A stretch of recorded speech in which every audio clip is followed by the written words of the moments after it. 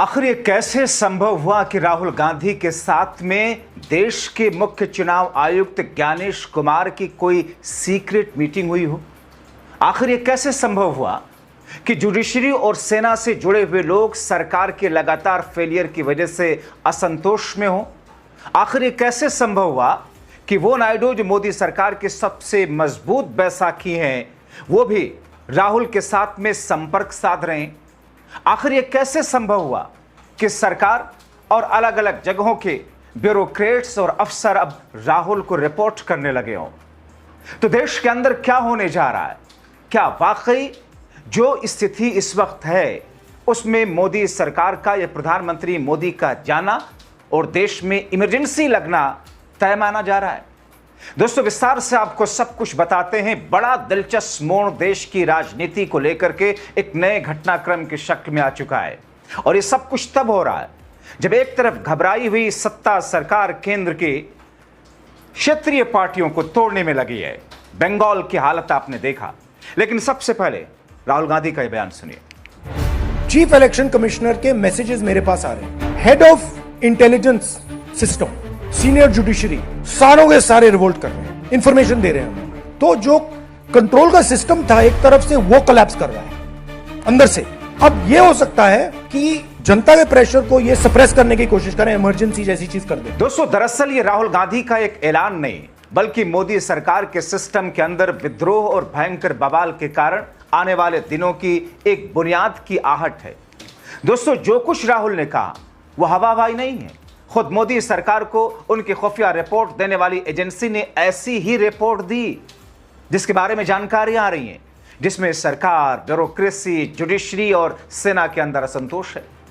देश में हालात क्या हैं? सरकार का हर मोर्चे पर फेल होना, किसानों को खाद ना मिलना, डीजल महंगा होना, न्यूनतम समर्थन मूल्य जिसका मोदी सरकार ने वादा किया था उसे पूरा ना करना, युवाओं के लिए रोजगार ना होना, महंगाई, बेरोजगारी अपने चरम पर होना, शिक्षा सिस्टम का चरमराना, नीट समेत सभी परीक्षाओं के पेपर लीक होना, महिलाओं के लिए आरक्षण का वादा करके कानून बना करके उसे लागू ना करने के लिए तकनीकी कारण ढूंढ लेना, एजेंसियों का दुरुपयोग इस हद तक करना कि अब उन्हीं एजेंसियों के अफसर ऊब चुके हैं, आर्थिक संकट ऐसा जिस पर सरकार का ध्यान तक ना जाना, और ऊपर से हिंदू मुसलमान करके विभाजनकारी राजनीति से देश के 65% सेक्युलर लोग परेशान हैं।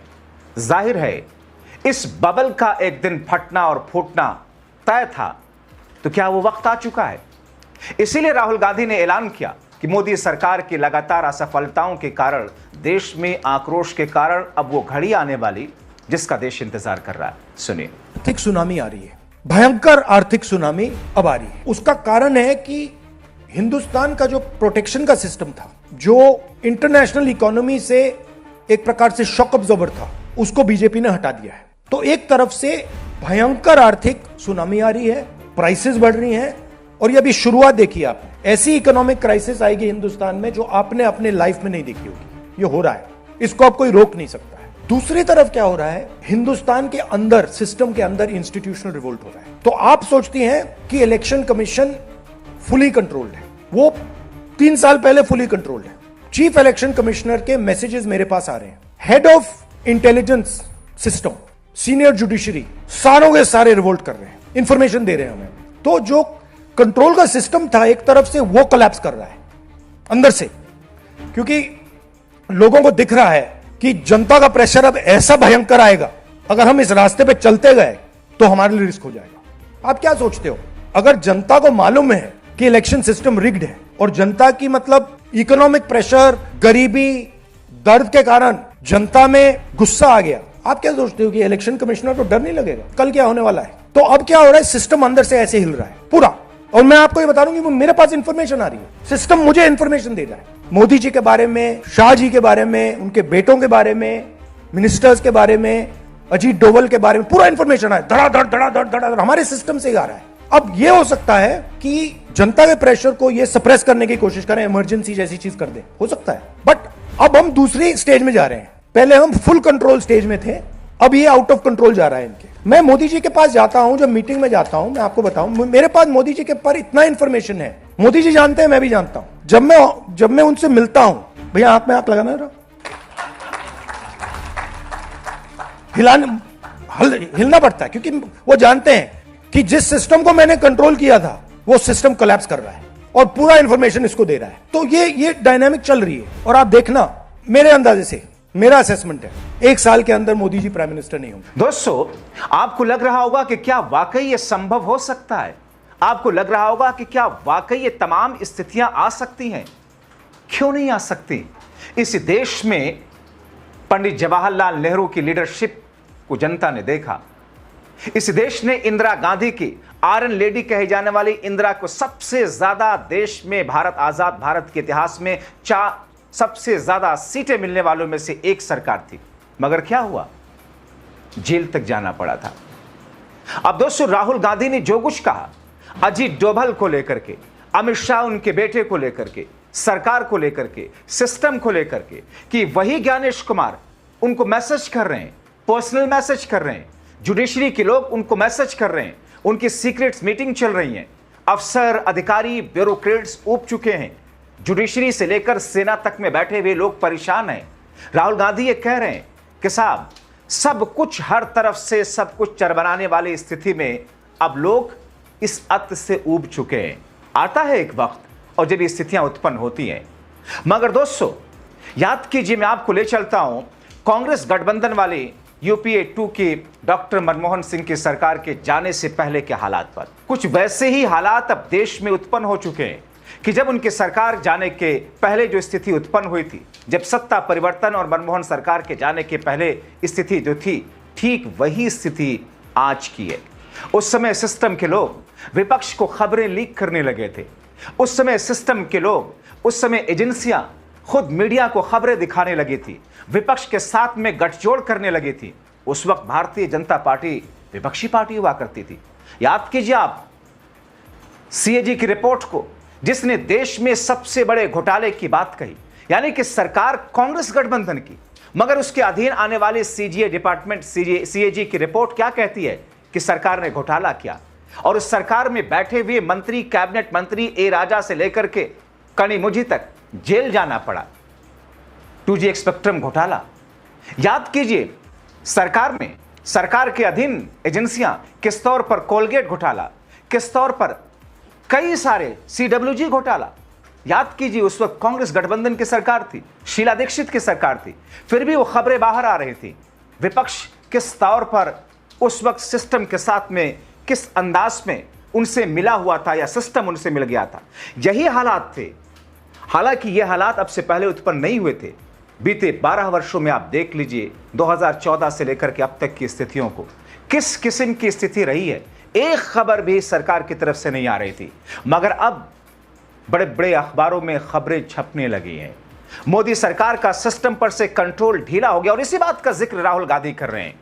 और यही हुआ था डॉक्टर मनमोहन सिंह की सरकार को। मैंने खुद अपनी आंखों से देखा और उस चीज को महसूस किया अपने रिपोर्टिंग के दौरान में। और फिर अन्ना और अरविंद का मोमेंट हुआ और चरमरा करके सत्ता ताश के पत्तों की तरह बिखर गई डॉक्टर मनमोहन सिंह की। आई कौन सी सरकार? मोदी सरकार। मगर इसे भी 12 साल हो गए और वही स्थिति आ रही है। आपने देखा देश में भयंकर असंतोष। हद तो यह है कि जुडिशरी और सेना के अफसर भी सरकार को बेलगाम न छोड़ने की बात करने लगे। जैसा कि मैंने आपको कल अपने शो में बताया था कि दिल्ली हाई कोर्ट के जज रहे ओडिशा हाई कोर्ट के पूर्व चीफ जस्टिस मुरलीधर ने क्या कहा था। उन्होंने कहा था कि सरकार को बेलगाम नहीं छोड़ा जाना चाहिए। सत्ता से सवाल पूछना बेहद जरूरी है। जो भी सत्ता में हो उसकी जवाबदेही बनती है। सत्ता को जवाबदेह बनाने का सबसे ठोस तरीका एक मजबूत न्यायपालिका है। न्यायपालिका को ऐसे लोगों का हाथ थामना चाहिए जो सरकार से जवाब मांग रहे हैं। जितने ज्यादा जज ये समझेंगे कि संवैधानिक अदालत के रूप में उनका यह बुनियादी कर्तव्य है, उतना ही देश बेहतर बनेगा। ये कौन कह रहा है? एक पूर्व चीफ जस्टिस कह रहे हैं। और दोस्तों, देश के मौजूदा हालात में जबकि सरकार घिरी है, चारों तरफ भ्रष्टाचार के कारण देश का भविष्य खतरे में है। युवा छात्रों के भविष्य के साथ सरकार में बैठे वे लोग खिलवाड़ कर रहे हैं। ऐसे में जस्टिस मुरलीधर का यह बयान बेहद महत्वपूर्ण है। ऐसा नहीं कि जस्टिस मुरलीधर ही ऐसा कह रहे हैं और मान रहे हैं। ऐसे कई जजेस इस समय देश के हालात को देखकर यही मान रहे हैं। सरकार पर शिकंजा कसना जरूरी है।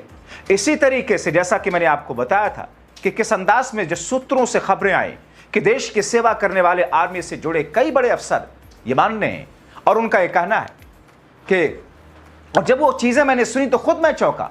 मेरे कुछ वरिष्ठ पत्रकारों से जब मेरी बात हुई, उन्होंने बताया कि मौजूदा समय में देश की सेवा करने वाले आर्मी के अफसरों के हवाले से जो बताया गया, आर्मी के लोग भी सरकार को खुला छोड़ देने के पक्ष में नहीं, सवाल पूछने, जवाबदेही तय न होने के खिलाफ है।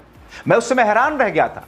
मौजूदा समय में आर्मी में रहते हुए कुछ अफसरों की तरफ से उनकी भावनाएं बताई गई, चूंकि वो अभी सर्विस में सामने आकर बयान तो दे नहीं सकते, मगर भावनाएं दरअसल जो प्रकट हुई हैं, कह रहे हैं देश की खातिर ही सब कुछ समर्पित होना चाहिए, गड़बड़ी पर जवाबदेही और कार्रवाई जरूरी है। दोस्तों, मुझे याद आ रहा डॉक्टर मनमोहन सिंह का यूपीए 2 यानी कि कांग्रेस गठबंधन के दूसरा टेन्योर 2009 से लेकर 14 के बीच में। आपको याद होगा कि कांग्रेस गठबंधन की सरकार में आर्मी चीफ थे वीके सिंह, जो कि अब बीजेपी के नेता है, जो कि मंत्री रहे। मनमोहन सरकार में उस वक्त इन्होंने रिवोल्ट कर दिया था और इनकी एज को लेकर के सरकार के खिलाफ कैसे ये कोर्ट तक चले गए थे। यानी कि आज कोई खुलकर के मोदी सरकार के सामने आ सकता था, अभी तक तो नहीं। उस वक्त वीके सिंह मनमोहन सरकार के खिलाफ आकर खड़े हो गए थे। तो सेना हो, जुडिशरी हो या फिर सरकार से जुड़ी हुई उनकी बैसाखियां, गठबंधन पार्टियां अब सब कुछ वही कर रही हैं। और ऐसे में जो जानकारी सामने आ रही है, राहुल गांधी का जो ऐलान है, जो दावा है, राहुल गांधी इस बात को बेहतर तौर पर समझते हैं। अब ऐसी स्थिति में कहा जा रहा है कि साहब राहुल गांधी ने कहा कि इमरजेंसी लगा सकते हैं। तो आपको बताएं, सरकार को हालात का अंदाजा है, इसीलिए वो 240 से खुद को 273 तक ले जाने की कवायद में, इसीलिए टीएमसी को तोड़ा गया, मगर उसका साइड इफेक्ट हो गया। आपको बताएं कि टीएमसी के 28 सांसदों में से 20 को अपने पाले में लाने की शाह का ऑपरेशन लोटस है। नीतीश के 12 में से 8 सांसदों को अपने पाले में अंदर खाने तो पहले ले चुके हैं, मगर फिर भी मोदी सरकार खुद को सुरक्षित नहीं समझ रही है। इसीलिए कहा जा रहा है कि हालात की नजाकत को देखते हुए देश में इमरजेंसी तक लगा सकते हैं, ताकि विरोध प्रदर्शन, आंदोलन रोका जा सके, जमीन से लेकर के सोशल मीडिया तक, यानी कि हर तरह के जमीनी स्तर पर सोशल मीडिया पर पहरा लगाने की कोशिश की जा रही है। तो फिर ऐसी स्थिति में अगर वाकई राहुल गांधी की ज्ञानेश कुमार के साथ में मीटिंग हुई, वर्चुअली, ऑनलाइन या किसी और माध्यम से, ऐसी स्थिति में अगर वाकई नायडू से संपर्क साधने की कोशिश हो रही है, और ऐसी स्थिति में जब आंध्र प्रदेश और तमिलनाडु से लेकर के महाराष्ट्र में एनडीए में बगावत चल रही है और मोदी सरकार के जाने की तारीख राहुल ने तय कर दी है, तो फिर आगे क्या? जरूरी है आगे कि आप जागरूक रहें, जरूरी है कि आप देश हित के लिए, जनता हित के लिए अपनी आवाज उठाएं। इंतजार कीजिए, अपनी राय जरूर लिखें।